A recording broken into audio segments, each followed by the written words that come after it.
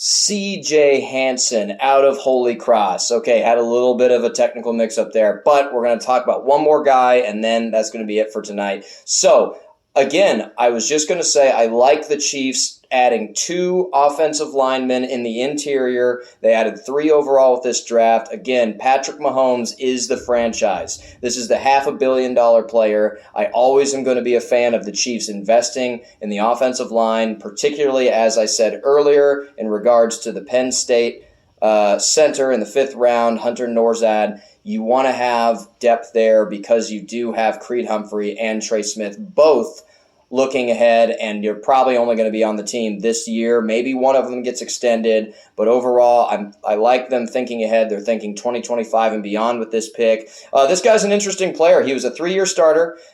He started 38 games in his career at right guard, so that's cool. You like to see that. You like to see someone who's experienced. He's been there for a long time. Holy Cross is obviously, they are in the Patriot League. I had to look that up. I could have told you what conference they were in. They're not a major Power 5 conference player here, so it's going to be a big adjustment, I think, for him going from playing in the Patriot League to playing in the NFL. So I look at him as a fringe roster guy, honestly. You know, you'd maybe be happy to bring him on your practice squad because you just can't keep everybody. Like I said, the Chiefs did add 2 offensive linemen already in this draft. So between that and the guys they already have coming back, it's going to probably be kind of an uphill battle for CJ Hansen to make the Chiefs roster. So I think this is where you kind of start looking at that. Can you get him on the practice squad?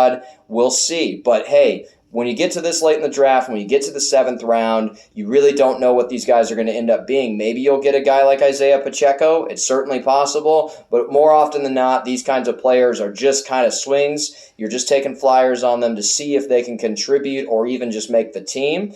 We'll see what happens with him. Again, the Chiefs have scouted very well in the last few years, obviously late in the draft like this. So I would not write CJ Hansen off. I would not say that he has no chance of contributing, that he can't ever be anything to this team.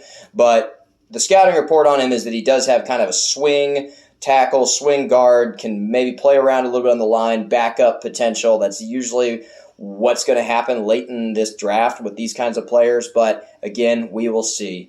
So that is all the draft picks for the Chiefs. They actually did end up making all 7 picks tonight, or over the last few days, rather. They moved back a couple times because they wanted to move up early in the draft, but they ended up with all their picks, so I like that. I like that they got a full draft class this year.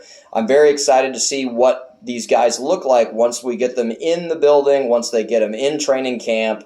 Preseason, you're going to see a lot of these guys playing. That's who you're going to be looking for in the preseason, is these guys, especially particularly when you get to the 5th round and later, your Hunter Nourzads, your Kamal Haydens, your CJ Hansens. These guys are going to be playing in the preseason, trying to prove themselves, trying to earn that roster spot to try to help the Chiefs three-peat this season.